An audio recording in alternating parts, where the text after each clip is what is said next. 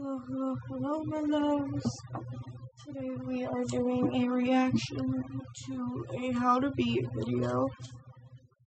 The video I am doing is countdown. This is probably going to be a 4-part video. Don't mind me. I have everything written down to my brain. Don't forgetty. Anyway, if I seem just emotionally drained, 5th time I'm recording this. My computer does not like to exist today. And this is being done at 7 in the morning. I am very tired. But anyway, we're gonna get into it. If a deadly new app just told you that you only had 24 hours left, and I'm gonna be playing Sudoku. I've watched this, but there are gonna be times I'm gonna pause it. This app is out for blood, yeah. And no matter how hard they try to change things, there's no way to escape their fate. We're here to break down the mistakes made, what you should do, and how to beat the killer app in Countdown.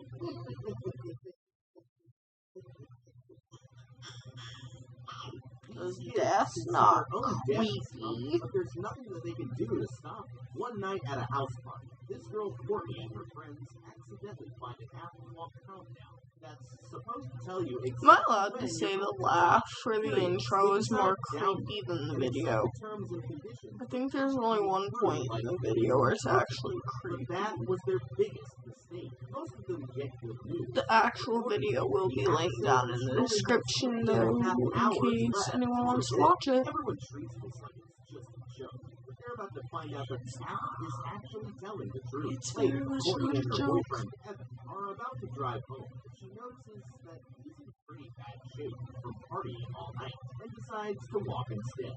Just then, she gets a notification from the app telling her that she's broken the user agreement, and now she only has 7 minutes left before she's going to die. Terrified, she runs into her house and slams the door shut behind her, but her phone won't stop making disturbing noises. So she decides to just should I just let it happen, Booba? To calm herself down. Not my bad. Noise from somewhere behind her, and rips open the shower curtain to confront the intruder, only to find that there's no one really there. Just when she takes her eyes off of it, she hears the noise again, and when she looks back, the curtain is closed. This time when she goes to open it, she's stopped in her tracks when her phone screams, having somehow been turned back on and opened to the app before she even knows what's happening. The girl is suddenly lifted up to the ceiling, thrown into the walls, and finally dropped back down to the floor, breaking her neck on the side of the tub. Across town, we can see that Evan here has crashed his car off of the side of the road. Although he survived, a massive tree branch was pushed straight through the seat where Courtney should have been, and it looks like she would have died either way. Okay, these kids were treating this like it was just a harmless gimmick, but it turns out that this my mouse isn't cooperating because I need to check something. No, cooperating. It's being stupid. Way, despite trying her best to play things safe. It looks like we're dealing with some kind of final abstination type scenario. Yeah, where even if you try to cheat the death countdown, a supernatural force comes to kill you either way. We may not know what this entity's powers or overall goals are, but one thing we know for sure is that it's connected to her phone, and specifically connected to the Countdown app. These days, mobile apps are a common part of everyday life. A mobile app is essentially a computer program that is specifically designed to run on your mobile device. When you download the app from a digital distribution platform like the Apple App Store, Google Play Store, Microsoft Store, what you're doing is receiving the program from this distributor and saving the code within your device's internal storage system so that you can access the app whenever you want. Once the app is downloaded onto your device, it will be saved there until you choose to remove it. But it doesn't have to be there forever. Simply uninstalling the app clears the program from your storage, completely removing it from your device unless you decide to download it again. This might seem obvious, but alright, quick side note or whatever we're qualifying this as. The app in this movie, it's not as simple as just deleting it. It's undeletable, like you could get a new phone and everything, and it reinstalls once you have all your data put into the phone. But yeah, just little tidbits. If I were really worried that this app was going to kill me, then the first thing that I do here would be try to Let's say here you knock off Mr. Clean, you don't get to delete it. Actually works, but you never know until you I'm just try. talking So shit. That's all I do at this now, point. many apps My mouse require needs to internet work access so I can so the next thing that Courtney should have tried when I get cutting off her messages. phone from the internet. She could start by going into her What? phone's settings and turning on Cooperate, airplane bro. mode, and then turning the device off. I'm not until you asking good for measure much for for this extra damn security. thing She to would work. even quickly put together a Message simple block sides. No one told you to start being weird. Oh, the controller was under my leg, that's why. Bitch, no. put her shut off phone inside. Specifically I'm gonna have to hold the controller the whole damn time, ain't I? for this purpose, but you can No. easily create one using the little cord. And you can actually try this at home. I look very much shirt. I have shirt on. If you did it right, then the call won't It's go a cut-off sweater, but I have shirt on. We just about There we go. covered I all got of it to the work. ways in which Courtney could have reacted once she had the app on her phone. But the truth is that if she'd only been paying a bit more attention, then she might have picked up on some early warning signs and never downloaded the app in the first place. Before she even downloaded the app, she saw that it only had an average review score of 3.5 stars out of 5. This means that several people must have left some negative reviews, and if Courtney had done some digging through the comments, then she might have caught some red flags about the whole demon coming to kill you thing that would have made her think twice about accepting those terms and conditions.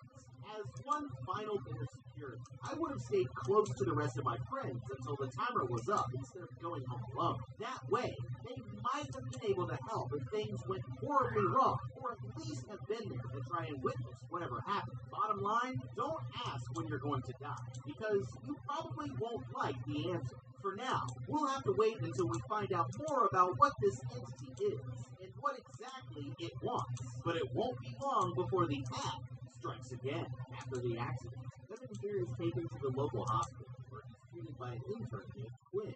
One day, she finds him hiding out in an abandoned section of the building, and can tell right away that he's got something on his mind. As crazy as he knows it's going to sound, Evan shows her the countdown and says that he's going to die during his upcoming surgery. When Quinn questions him, he responds by telling her what happened to his girlfriend, explaining that she died exactly when the app said that she would, despite avoiding the accident.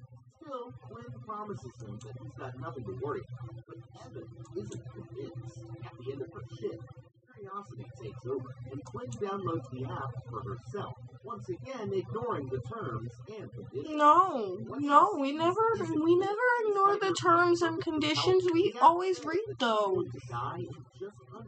I normally don't, but like certain apps and shit, I will.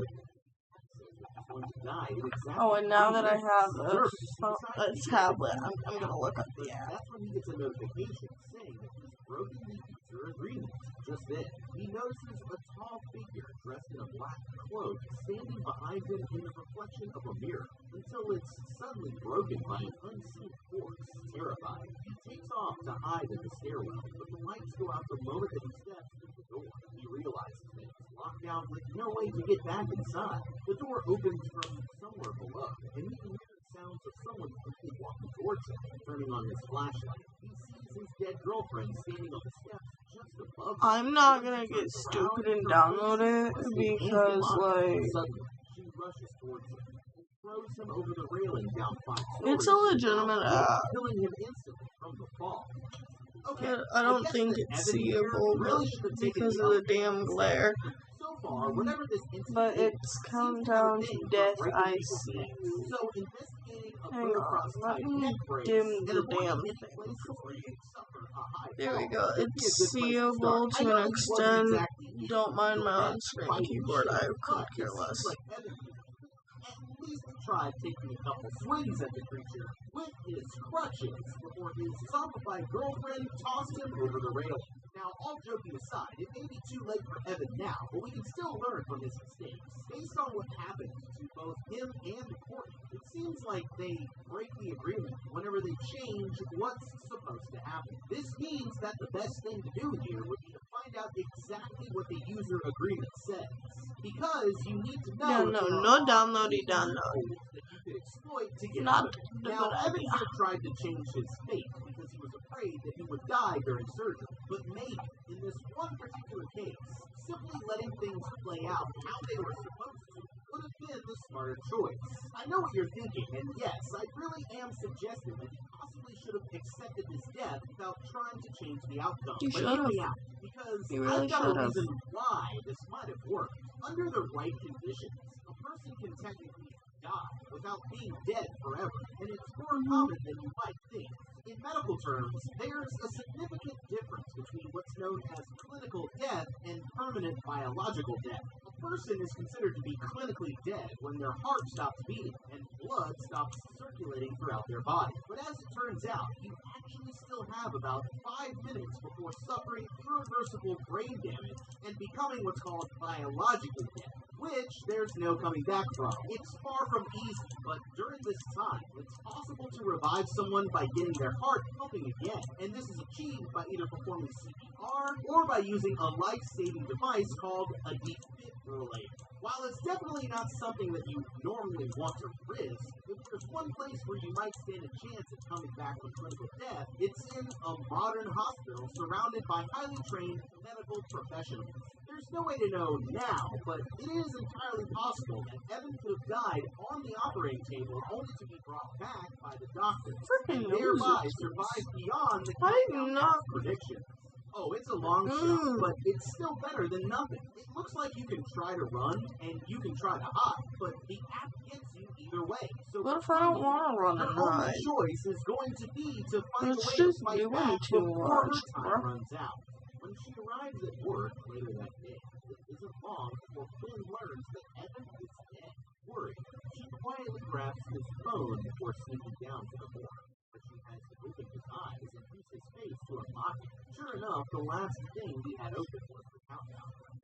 Numbers are completely zeroed out. Evan's hand suddenly moves, scaring Quinn and causing her to drop the phone. But when she looks back up, she sees that the dead body is staring straight at her. Horrified, she quickly covers him up and sticks him back in the freezer, becoming convinced that the app is back at her desk.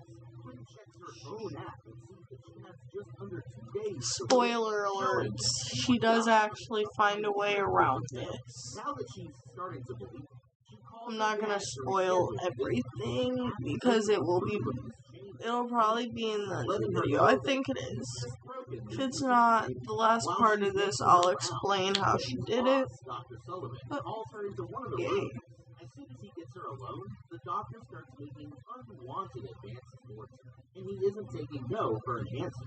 Furious, Quinn shoves him away, but he quickly starts trying to sweep the whole thing under the rug as if it never happened.